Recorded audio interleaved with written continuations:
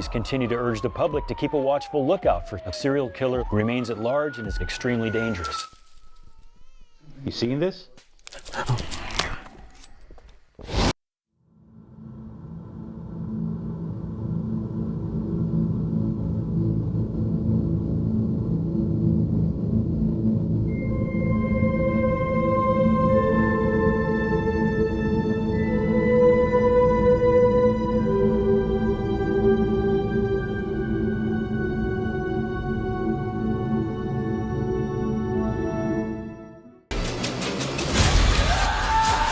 Lizzie?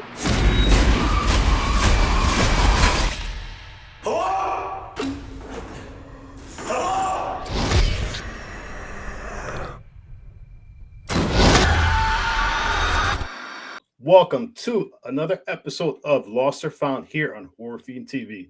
As you can tell, I have a full panel because this one we're going to be talking about is a lot. In the words of Jefe from Three Amigos, there's a plethora of things to talk about in this film. So, plethora. I always love that. I got to go watch that movie again because that's the best line. So, joining us for this episode is, first of all, our guest, Gus, who is, Gus, tell everybody a little bit about yourself. A Pennsylvania guy. I live in West Virginia now, and I'm a comic book artist and a portrait artist, and that's about it. I have a couple of my own things that I work on, and that's about it. Pretty boring. And a found footage enthusiast, yes, which are hard to find, but it seems to be a fan base that continues to grow. And the other guest, well, not a guest, is basically one of the founding fathers of Horror Fiend TV, Ricky Van. What Bro, up, JR?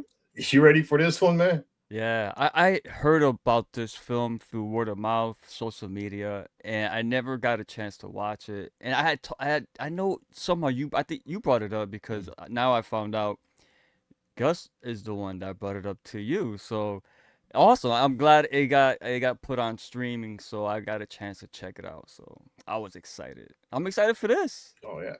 Well, Gus told me about this film back in Terrificon, which I think it was in August, and I didn't know anything about it.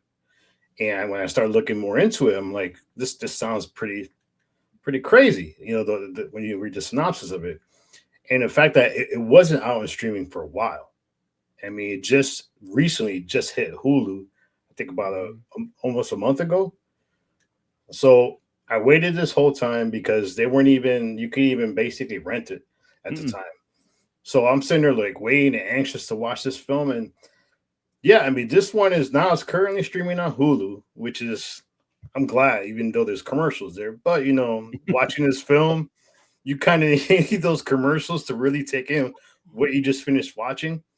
But yeah, we're going to be talking about strangeharvest 2024, directed by Stuart Ortiz. Now, this is one of our favorite type of genre, found footage. It is a documentary style. And this one really starts off with a mild bang. Yeah, so this is basically about these detectives who are recanting a case of Mr. Shiny, a notorious killer who, between 1993 and 1995, killed 3 people, basically goes on a 15-year sabbatical, and then comes back with a vengeance because, according to one of the detectives, the first 3 killings were sloppy.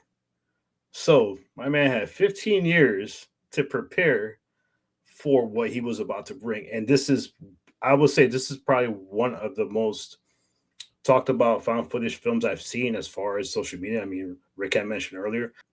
Let's dive into this one because this one starts off pretty interesting as we meet these 2 detectives.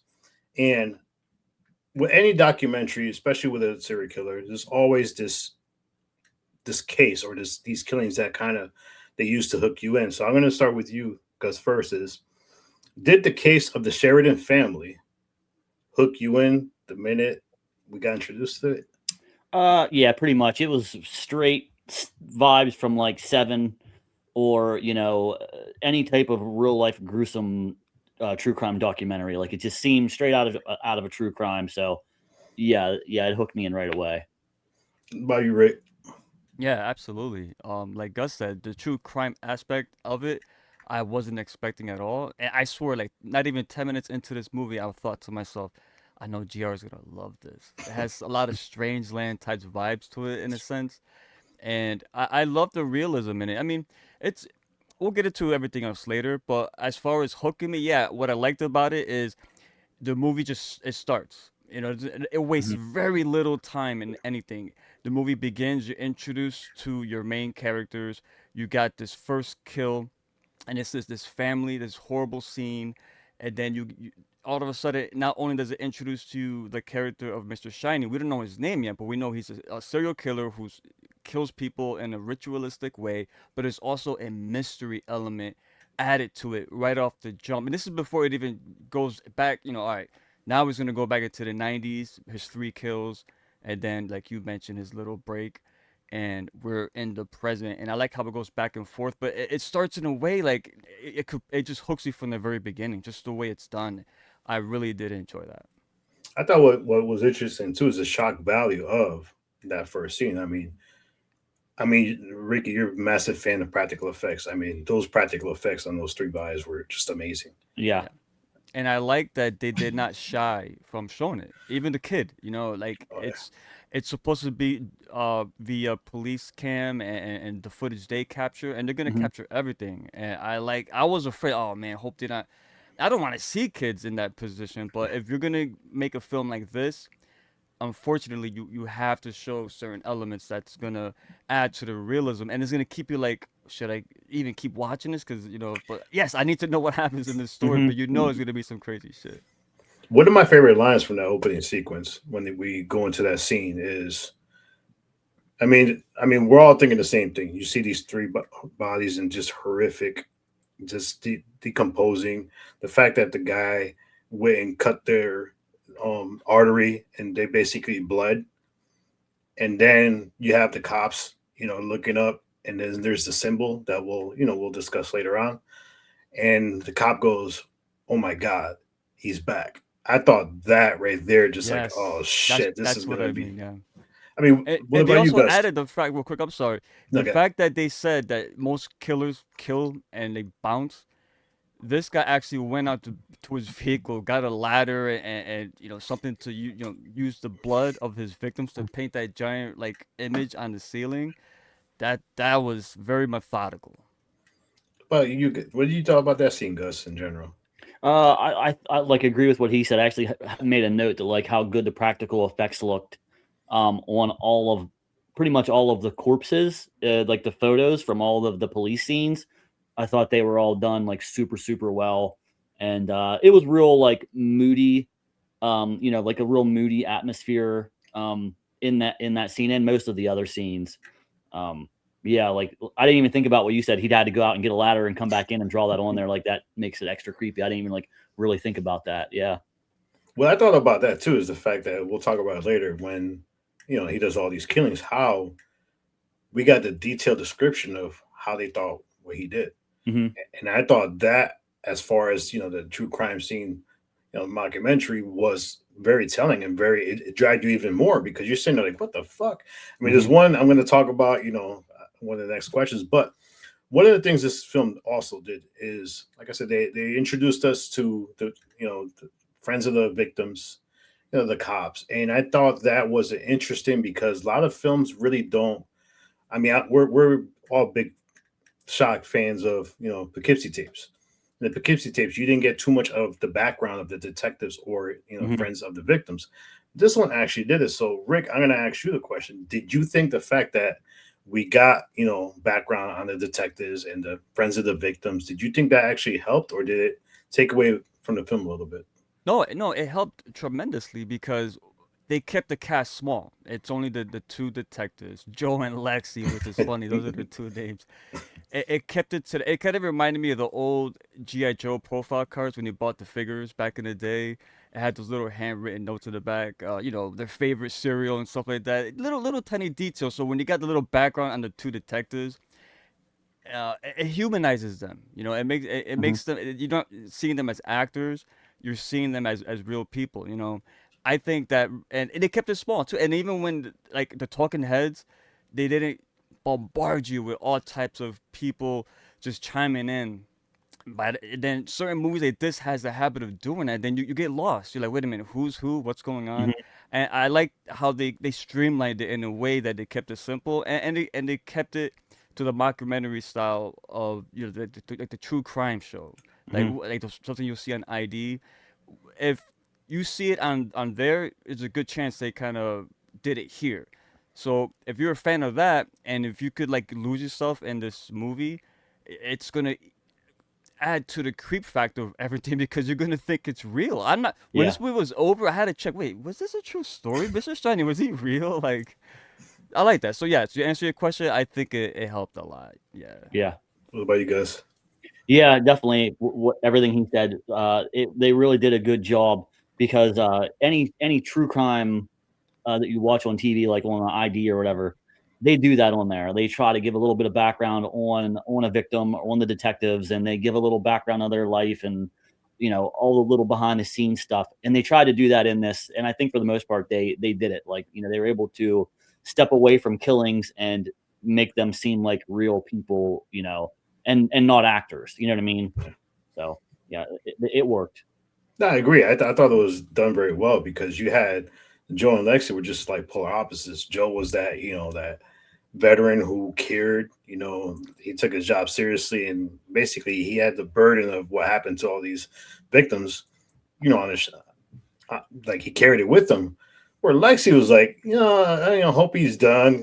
He's not going to be done. Yeah. But she was more just like she was just overdone with one way or another. So I like the differences between the two.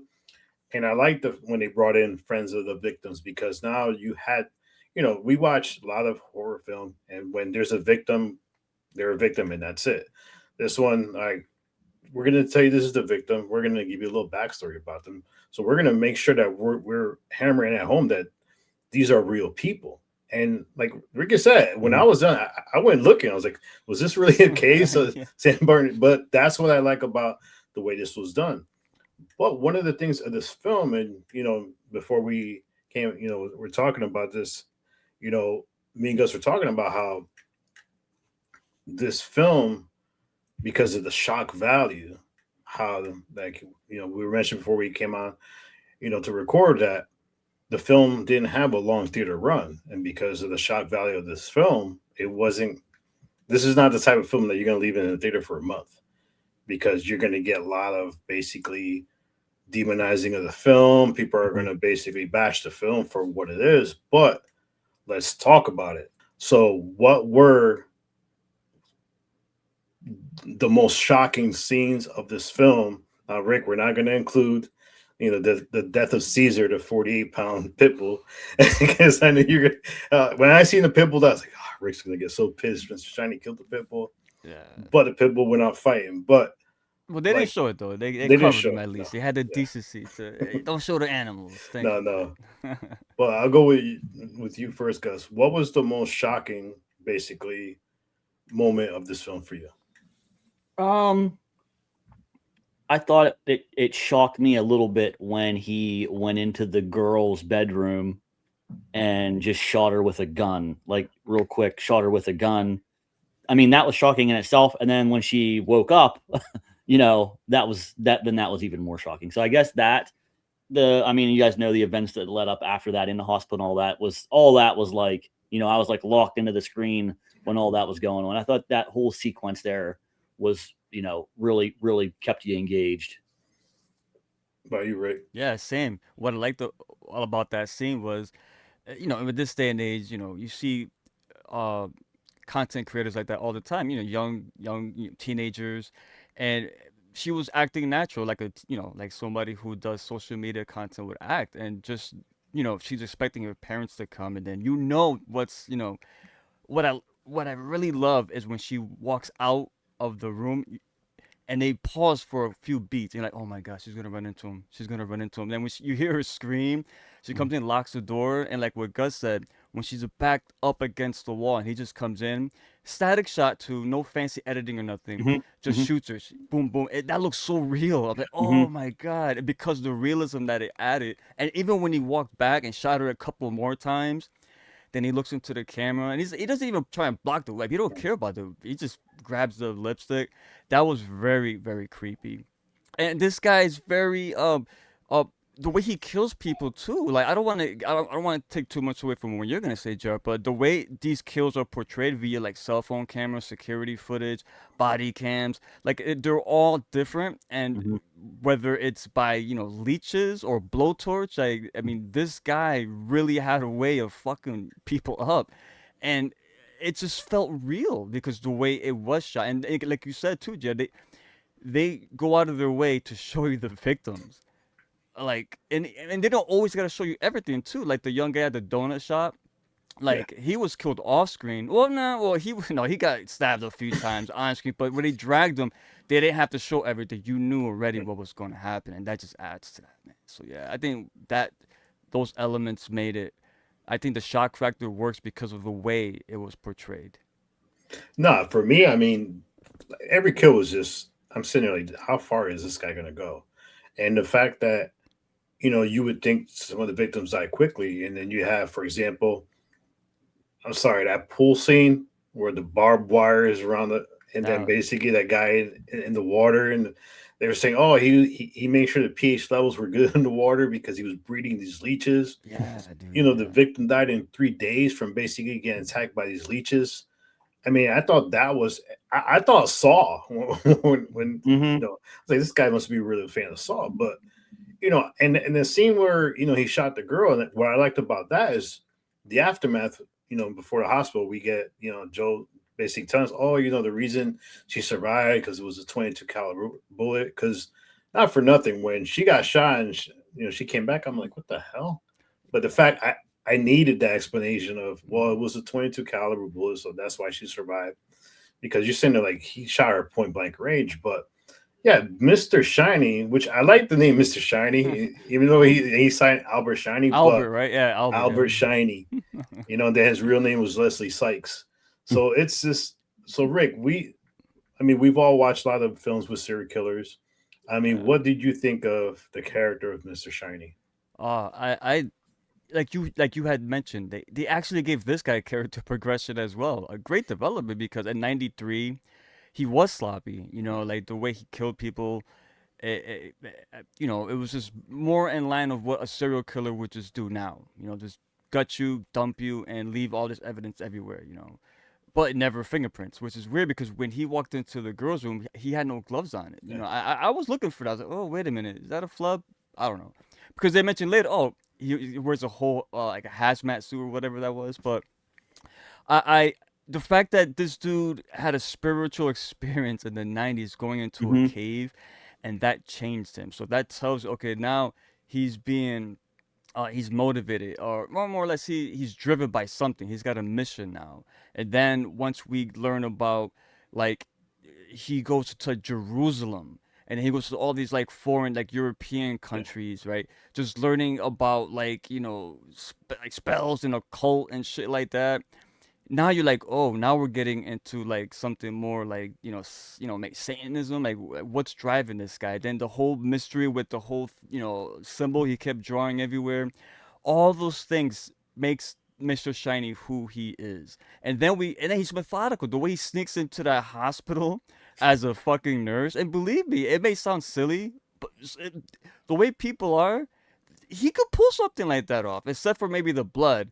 They took liberties on when he changed the blood with the Drano or whatever it was. That was I don't know. That's to not get caught doing that. I don't know, but it's okay. I think they handled that well, and it all gives this character like this depth. He's just not he's not just a one note villain. This guy has layers to him, man. Then when you add the cosmic stuff to it, which we will get later, it elevates this character even further because this guy was, what was it, 800 years or so, like Yeah. this whole ritual things has to be done. So this guy here planned all this out. You mentioned sabbatical. like he went on a I think this was also planned because in that time away, yes, he did clean up his meth. He got smarter, more tactical, more strategic with the way he did things. But also, I think he had to wait because it had to be on a certain date. It was Friday the 13th, and had to be when those 3 planets aligned in a certain way. So, this guy waited years to do this, and he was honing his skills in the meantime and collecting all the various information he needed. Even stole that poor guy's book that was worth a lot of money, man. That professor's book. What about you guys? Yeah, he's right. It was cool to see a villain or a killer that had a little more motivation than just I want to kill people to kill people. You know what I mean? Like his backstory was done to the point where he had a set of goals and he was killing people to reach the goals and going off and to try to be like to study the cosmic stuff and study all that religious stuff and all that. But yeah, like any other time, it's just somebody, just a killer is killing people. That's what they like to do. They're just evil for the purpose of being evil. But this wasn't that. You know, he was evil with a purpose, I guess.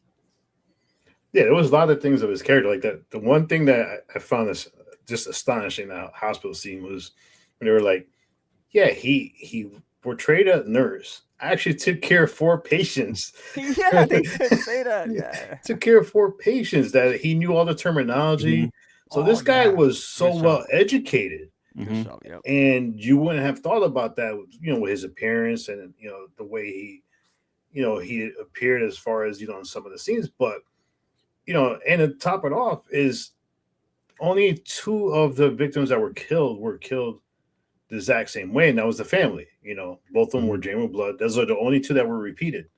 So it's almost like when he came back after his, you know, sabbatical, he had to go do the same thing over. Actually, no, I'm sorry. Let me take that back. It was only the family that was killed that way, because the first killing was a woman who was dismembered. This is 1993.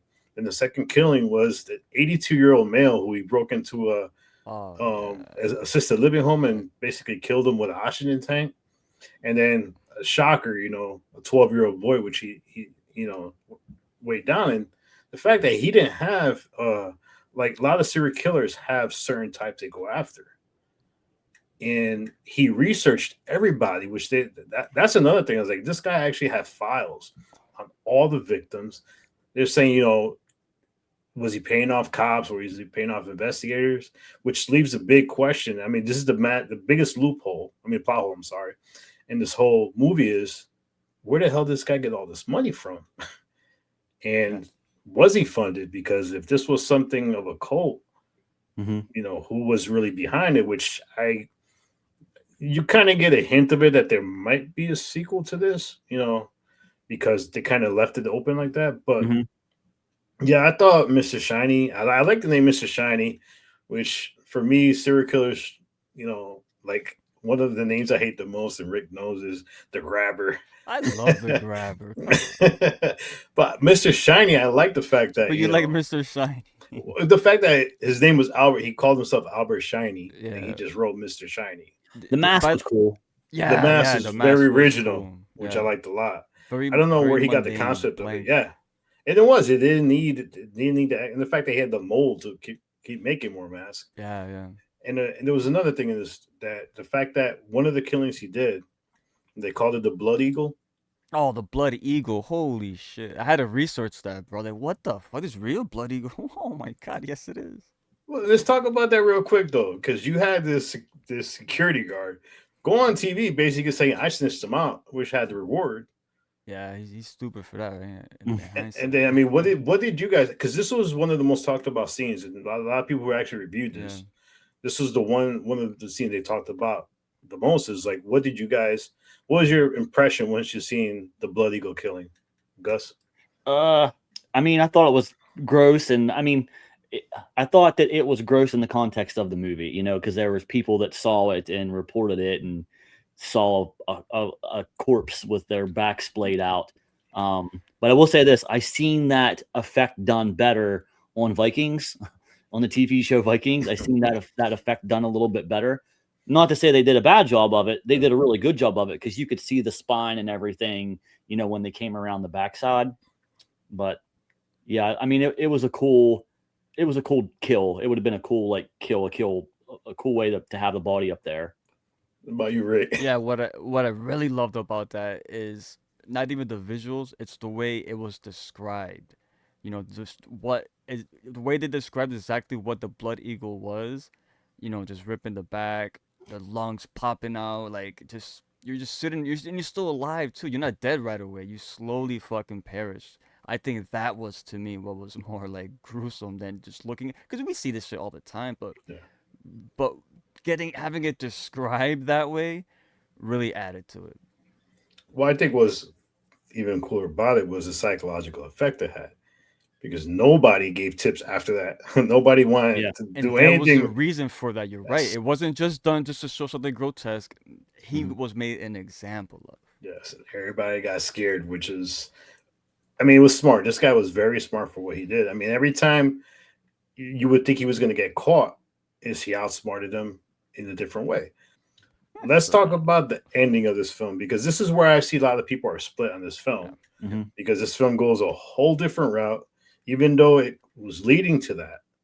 But when like Gus was saying how he had a reason to kill, sometimes the reasoning is not what we actually expected to foreshadow or happen. Mhm. But so Gus, I'm gonna go with you first. Is what did you think about the ending of this film?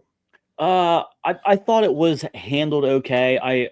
I can't really tell if it was like if you consider that a twist or not. You know, like I mean, I don't know how you guys felt going into it. Towards the end, I thought it was going to start to get a little bit more and more like supernatural kind of as the movie went along, about the halfway point or so. So I was kind of expecting something to happen a little more supernatural, and then it did. So it really didn't throw me off. It really wasn't that much of a twist. I thought overall the ending was it was good enough for me. Like, I wasn't crazed by it or anything, but I definitely wasn't disappointed. I do like how it ended with the interview of the guy who got shot, and it showed him like in the wheelchair. I thought that was a pretty cool little piece. Like that guy lived, and he was the one that saw the last parts of it. So yeah. What about you, Rick?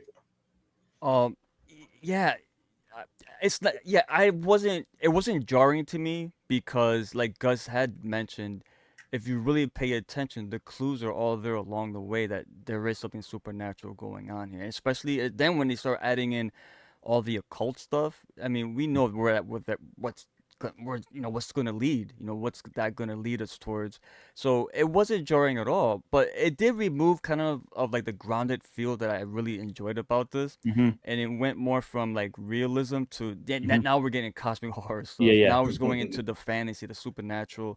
I could see the division. I could see how it could be polarized into some, but it was done well.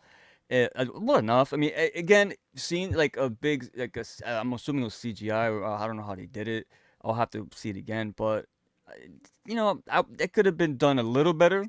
But overall, I think it works. And did you know? Speaking of the end of the movie, was there an extra credit scene after the credits? Because I I saw don't. that there was. I didn't see it Oh shit, myself I though. missed I it. No, didn't see I it think I myself. missed it myself too. It's could you mention a sequel? And this is why I bring it up now. It's Kirby is actually at the cave that was described by the guy that he walked in, and Kirby's filming on his cell phone. But that's all I know. I didn't see it myself though. I was hoping maybe you would have, but I know Jared always sticks for after the credits. I didn't even know there was an end credit scene, to be honest, man. I was still shocked watching it, so I'm saying like, But yeah, I don't expect extra credit scenes for films like this. That's Right. why I got up.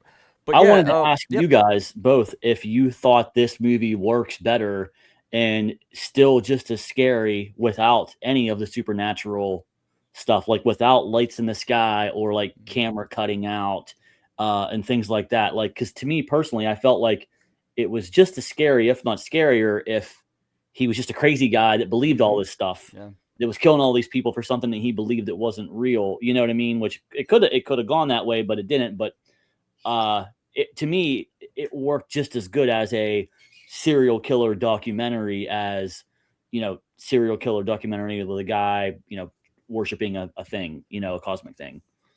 All right, you go Yeah, I first. think so. I think it would have been more effective for me on a personal level if it kept the they could go the cosmic route, but I didn't want them to show it so clearly. You know, maybe Yeah, that's what it is. yeah. If they would have kept it, if they would have kept it more grounded, I think it would have worked better.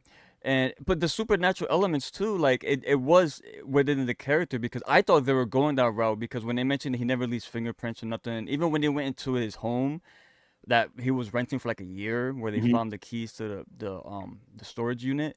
They found no prints there, nothing, only on the telescope, and that was it. So and then when he goes into the girls' room, when he kills the young girl, the teenager, it got that weird glitch, and the body started Yeah. morphing. I'm like, oh wait a minute, here, this is how he hides his fingerprints. He's being aided by demonic power or something. But Yeah. it didn't go that route. It went a different route. So I don't know. Maybe there is something to that. Maybe not. But I would have preferred it if they would have just scaled back a little bit on like the cosmic stuff. Hmm. They could have Okay. pulled it off the same way if instead of showing lights, you just heard a noise. You know, Yeah, a little less. I think that's what it was, Gus. I think to me it was more or less the execution instead of the concept. I like the concept, but it was the Mhm. execution was Yeah. a little too polished for me. Yeah. My thing though is like, but when that cloud thing came up in the sky though, between Mhm. the the constellation was everybody seen it differently though, because Yeah, you're remember, right. Pierce said, "Yeah, did you see the two eyes? I didn't see no eyes. I'm sitting there like, all Hmm. right, so everybody's seen it Hmm. differently." Lizzie, which for me, this is kind of why I thought it was gonna, not knowing that there's basic end credit scene, but this is why I thought this is possible sequel to this is the fact that Lizzie's reaction was basically she had a seizure. She's never had a seizure in her life. Hmm.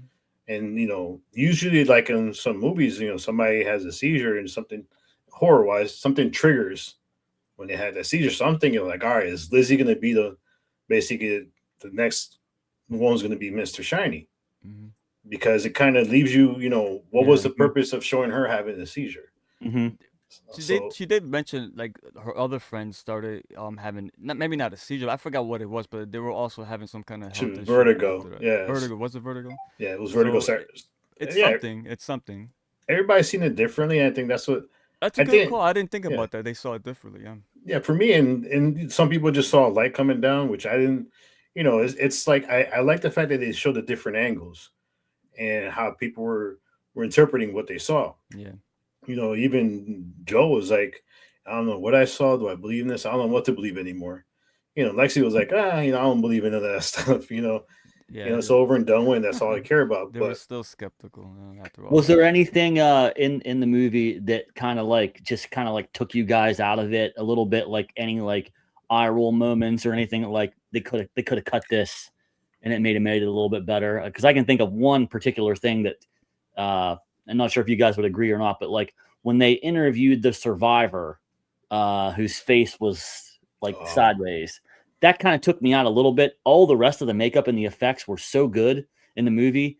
And when I saw that, I just saw like a guy with latex on. Yeah. And I thought they could have. It's okay to have that character in there and have him say what he say. It's just the makeup I thought was a little too much. Maybe I don't It was know. too Like much. it's I was. I agree because a blowtorch did that to him. It's gonna be messier. It looked too, too clean. It was too meticulous. Everything was well designed in a way to look like a monster. yeah, It yeah. didn't look like a You're burn victim. He looked yeah. like a yeah, mutant. yeah. Like design. You're right. Yeah. It looked fabricated. It just. Mm-hmm. But that Yep. was the one thing that when I saw that I was like, oh man, like this doesn't look like a documentary anymore. Like that was the one part of the Yeah. whole thing where like everything else was like you said, grounded, was like a real documentary. And I was like, wow, like this looks like real footage. And then when they went in and interviewed him, I was like, you keep the character, you keep the actor, but like do something different with that Well, they makeup. should have had basically a dark where you don't see them. Basically, all you see is a shadow. Basically, Yeah, you see because blur it out. now Yeah, you want to know. Hold on, yeah, Oh, that would have been genius. Just blur it out, so yeah, yeah, it makes you imagine. Oh, what the hell did yeah, they do because to you got this guy that they you don't got show? blowtorch to the face. Then you survive because he didn't even want to kill you. You weren't. He didn't even know you were supposed to be there, which is like even sadder because You just punished them for yeah, being he there. punished him for being It's in an the wrong place at the inconvenience. wrong time. But yeah, I mean, this film and the ending for me is like I understand why they did it, because I guess you needed to have some otherworldly thing that basically to show it that this is we don't believe this is true, but he Mhm. believed it to the point where he had to kill all these victims, Mhm. and he needed to prove it to himself, and The he baby got was shot. last too. We didn't even talk about that. He had a baby. No, He kidnapped a kid. he didn't care about the ages. It didn't matter how old the kids were. I mean, remember he killed, I think it was an 8-year-old too. Yeah, he don't know. It don't matter. This guy, no, it didn't matter for him. No, and to top it off too is it's like for me is we got this whole ending where, and this is one of the good things about horror movies is when you have an ending that basically you could talk about, there's a division about it, and you get more in depth to it. Because I think, like I was telling Gus, I need to watch this again because there's so much I feel like I missed. Yeah. Mhm. Like I didn't realize there was such a thing as the 13th zodiac sign, which that's real. And I'm like, holy shit! There's so much information layers in this movie that you know I have to watch it again because I'm sure I missed something. Mhm. And overall, but let's talk about this as far as now in this, we don't give reviews, numbered reviews for Lost or Found. The way we decided, if it's a movie that we don't like at all, or we think it should just be shelved, then it's lost. It should remain lost, never to be found. If it's a found, it's a movie we like. It might not have the highest score we give it, but it's a reason to like the film. So, like I said, there's no numerical scores. It's just lost or found. So I'll go with our Gus. I guess first Gus because he introduced me to this film. He got me because not too many people get me. Hey, have you seen this? No. So once I get caught, the movie I haven't watched, I have to watch the film, especially found footage. So Gus, you introduced me to this film. Where do you have this, lost or found? Definitely found. Definitely. I think anyone that enjoys a slow burn, anyone that enjoys true crime, anyone that enjoys like a decent found footage story that really isn't bloody but has blood in it, I guess is a way to put it. Like you're not really watching It's not you're not really visceral. watching a Not in lot your of face. murders. You're seeing the aftermath. Fans of Seven, I think fans of Seven, fans of Poughkeepsie tapes would all also like this is a movie for those guys, that type of crowd also. Yeah. Right? This movie does a really good job too of setting up the moment, like Gus just mentioned now. They didn't show you a lot of the violence. There is some there that they do show you, but a Mhm. lot of it is like the aftermath. But the way they lead up to it, and like when they show you, okay, we're gonna show you now what happened after they just talked about it. You're like, oh shit. Yeah, this is definitely a found, man. I recommend this movie to anyone who likes film. You don't even have to be like a found footage fan to enjoy this movie because I think you get so invested in it. Some of the acting in it, I'll be honest, when Gus asked what took you out, I never got to answer because I think some of the acting in there it was a little hokey, not like a little over the top. Yeah. It didn't seem natural, but it's not the main characters at least. It was just some of the people that just brought in here and there. You can tell they were like playing for the cameras, but Mhm. other than that, I enjoyed every second of this movie, man. I had to pause it to do something. I just couldn't wait to finish what I was doing and come back and finish it.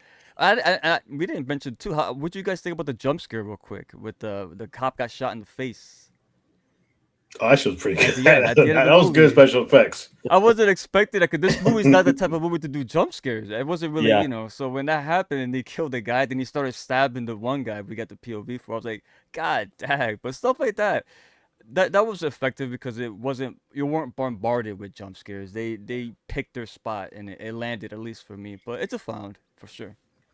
Now, for me, talking about that scene is like I didn't expect that at all. And the fact It that you came out of have nowhere. what I like too is you have Pierce sitting there talking about, oh, I wish I didn't go check because I would have stood by the car, call me a coward or whatever.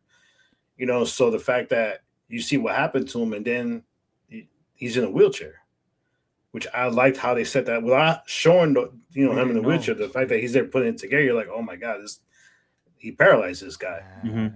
He let him live and paralyze him basically. But for me, this is definitely a found. I like the way Joe and Lexi kind of set everything up because here you have two cops around a case who just wanted the case to be over and done with, even to the point that they hoped that he was just done killing and disappeared. So for me, it's like you I had that know that's whole crazy. sense of hopelessness that these two cops had. That even when they had a break in the case, the break didn't last too long because Mr. Shiny will kill again. And the fact that I love the practical effects of the crime scenes. Mm-hmm. I mean, when they showed the little 12-year-old boy, like his body and the fact that his liver got, I mean, I'm saying like, wow, a lot of films do not show kids. Right. And his face was all messed up too, because he was waterlogged. So all the fish or whatever eating away at his face. It was just like his skeletal his skeletal remains underneath the whatever rotted flesh was still there. Oh man, that was fucked up. So where does this movie rank for you guys as a found footage documentary style like horror movie? Like, is this like a top one? Because I don't have a lot really thinking offhand to compare to that would be better. I thought Strangeland was documentary style was great. Poughkeepsie Tapes was documentary style was great. Other than that, I can't think of any other. I mean, there's probably more out there, but I don't know if they're this quality of looking like a real, like a real true crime. What do you guys think? For me, I rank it 4. I mean, my man already got his God. Savage Land is just such an amazing film. Yeah, Poughkeepsie Tapes up there, and The Bay. I mean, The Bay is. That's great. You know what? I think your list is gonna be. I think I might have to copy your list. Number 4. I forgot all about one. That's a great one. That's a once a year watch for me. Oh, that one. It's great. And I'm afraid of like parasites and like. Remember that? You guys ever seen that show Monsters Inside Me? Like, oh my god, nah. That movie creeped me out. Yeah. So that I would put those before. This is your guy too, JR. You one of the what is it? The two brothers that did Grave Encounters.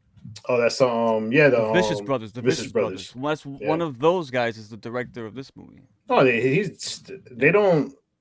Yeah, because they did this one, and their other one that they did recently was Shelby Oaks was the recent one they did too.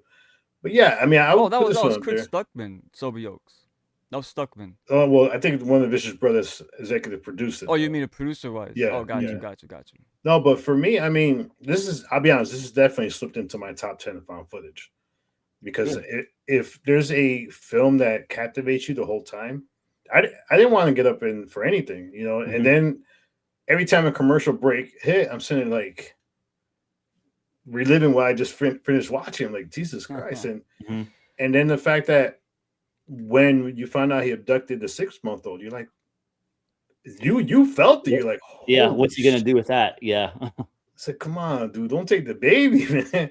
And then to top it off, he goes to the cabin and puts a drill to the guy's head and basically leaves him like, lobotomized. I mean, this guy was vicious. And I like the way the movie was done.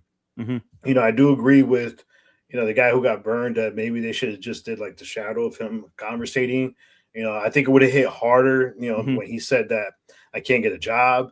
I can't be a teacher no more. I have no friends. The fact that you want to envision what he looks like. And when I seen him, I was like, man, he looked like a cross of Darkman and Jason Voorhees. Yeah, he did look like Jason. So I agree. I think they should have like jumbled his face, distorted, and I think too what would make it even creepier, they should have distorted his voice as well. You know how some people don't want they don't want to have their identity out there. I think that would have elevated that even more for me, at least, because that always creeps me out. And the one nitpick I do have is I didn't like the fact that you have a audio voice reading the letters that he said. Oh yeah. Ooh. Yeah. I didn't like that. For me, it should have been Joe reading those. If Joe would have read those, I think it would have hit harder. I didn't need, because I'm thinking like, all right, is this what he really sounds like? And again, it's produced like the movie did this, because he doesn't even, he didn't. Those are letters. He wasn't like sending in a tape. So you're right. That was a fumble. Yeah, I think if Joe would have basically read the letters, I think it would have been bigger impact. Especially at since he's the one Joe Kirby. Joe. No, but yeah, overall, this is definitely a found. I highly recommend this one. I'm glad that it's finally streaming. If you're a found footage fan, definitely watch it. If you're a slow burn fan, watch it. If you like true crime documentary and you're not a horror fan, watch this one, because unfortunately things like this probably do happen in the real world, especially with ritualistic serial killers. So, and I like the Mhm. fact that they had that little thing. There's 150 serial killers, basically walking around right now. It scares you because this guy, the way he would come into everyone's home was so like, my God, is that easy? Like, holy shit! So now you're extra paranoid. Now makes sure other windows are locked. So the only request I have, if there's a part two of this film, definitely try to give us a glimpse of who funded this guy, because this guy was highly educated, a lot of money, travel wherever he wanted to, even though they say he took his ex-wife's credit cards, but I don't think that would have basically had him around for 15 years on the run. And yeah, definitely a little bit more about that book. I wanted to know more about the book, but this is a good thing about this is ambiguity sometimes is served well if it's done this way, because it leaves us watching it, wondering, grabbing our phones, is this book really exist, or is this so? Which, if a movie does that, it did its job, and this movie did a great job. And thank you, Gus, for introduced me to this film. And then I got Rick in, and Rick was excited to do this. I was like, all right, let's definitely talk about this film to kick off 2026. Gus, before we go, do you have anything you're working on, or are you going to be going to any other? I mean, I know you're going to have a lot of comic book events to go to this year. Yeah, I actually had to this past weekend I was supposed to go to New Jersey and had to skip because of the storm that came in.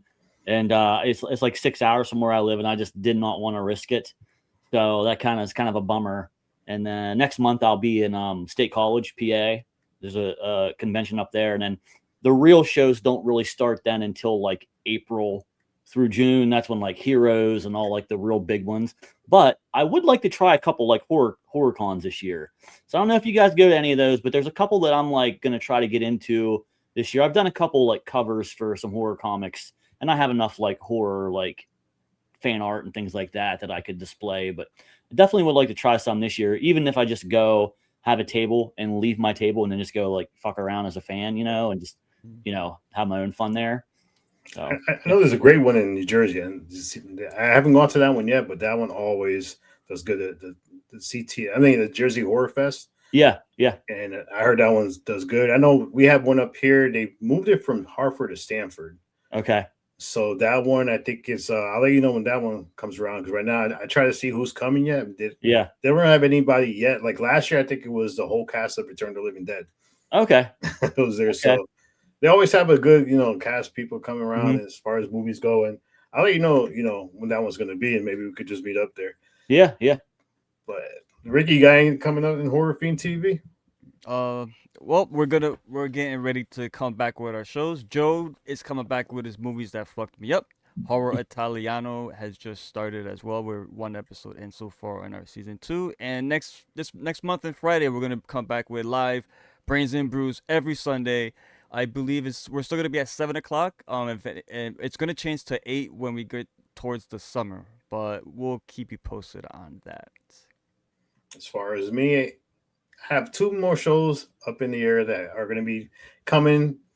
I'm back with Lexi on What's Your Story. Gus, you like slow burns. I'll give you a list of that one if you want to come talk slow burns. Also, me and Radar are starting back up, so we'll have The Houses That Horror Built, and I have a new show coming out pretty soon called Below the Surface. I'll let you know a little bit more about that. If you like creature features or things below the surface, that is a show to watch. And thing about that show is going to have a different guest every episode. But thank you guys for coming, joining me for Lost or Found here on Horror Fiend TV. Don't forget, like, subscribe, share. Like I always say, we have a lot coming your way here on Horror Fiend TV.